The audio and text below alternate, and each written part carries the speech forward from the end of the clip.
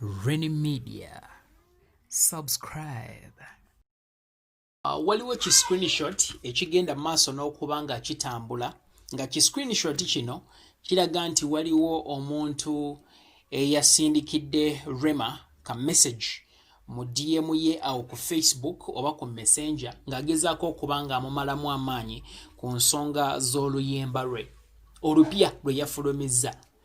Naye abaffe Rema yabakola ki? Rema mumwagaza ki? Bwe yafuna Dr. Hamuza yazza musango. Okay guys, ebintu bino mubitutte nnyo personal.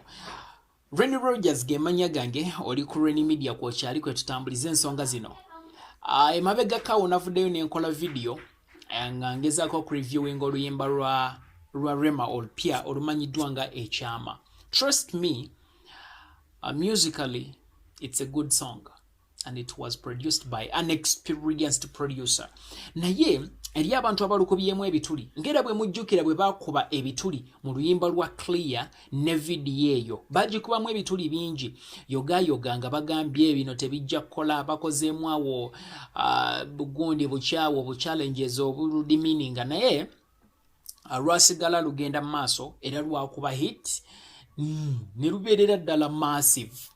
At the end of it all, omukyalo ono n'alukolera ne concert eyaseeringa out emu ku concert ezamaakinga omwaka 2020 anti-coronavirus nga tannaba kubanga asalako. So, emabegakaawo yatadde oluyimba nga bwe nakugamba, luyimba lulungi lw'amaanyi.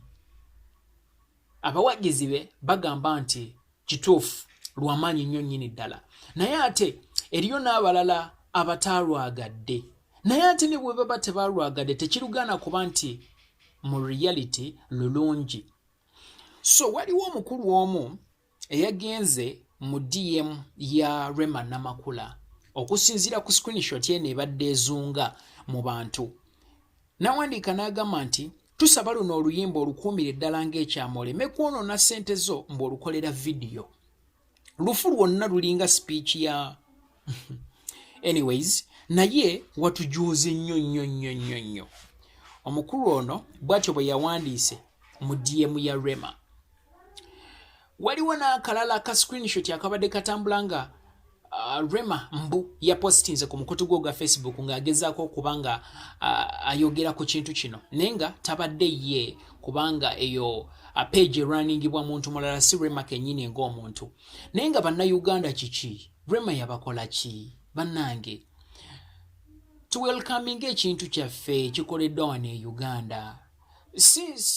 Like it's not a must to support someone, it's not a must, but toteeka wansi efforts zaabwe okitegeera kuba ne bw'onaayogera ekintu ekikyamu ku bo gwe ne bw'obeera omu ng'abantu 100 bayimiridde n'omuntu oba tosobola kumuteeka wansi. So tulekerawo okubeera negative kubanga mwalaba bwe mwayogera ku Clear oba bwe baayogera ku Clear nti lubi biki lwamala ne lukola ki ne luhitinga era ne lukikuba. So same applies to this new song. Mululeke. If you haven't loved something, walk and go. Tekina kye kikujjako kugenda nga tokomentinze ku kintu kya muntu. Tekigenda kukujjako kintu.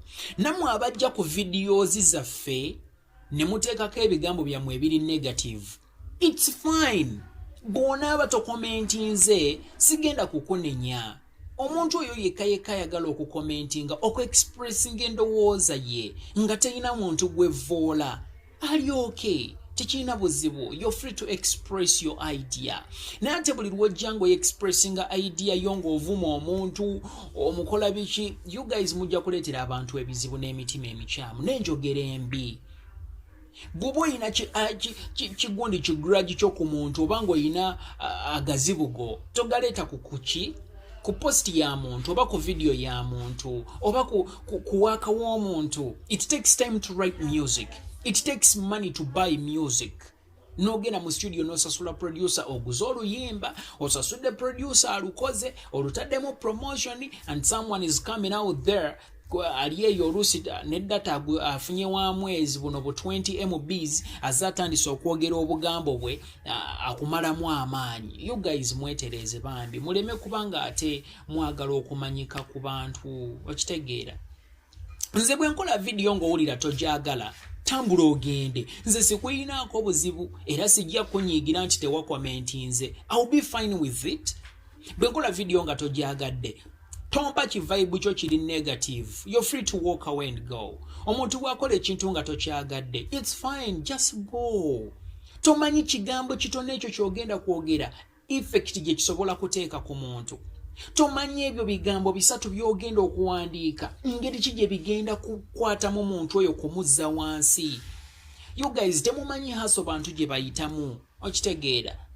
Tomanyi budde bwe tumala ffe nga ffe abakola videos zino, tomanyi budde bwe tumala nga tuli mu kutegeka video zino okuzibatuusaako. Oluusi nga okay nga kutoba kukakasa nti tubatuusaako services naye omuntu noveeri olw'okuba gwe olina wootudde oli ka wifi oba oli ku ki oba oli somewhere oba n'oleeta negativity yo ku video y'omuntu. You demotivate us. Okitegeera. N'abo abantu abakola crafts bambi muba demotivating. They invest in a lot to bring you that kind of music or that kind of art. Bw'oba toli muwagizi we, walk and go. Tajja kuwaabira nze nkubuulira. Talina gy'agenda kuloopa.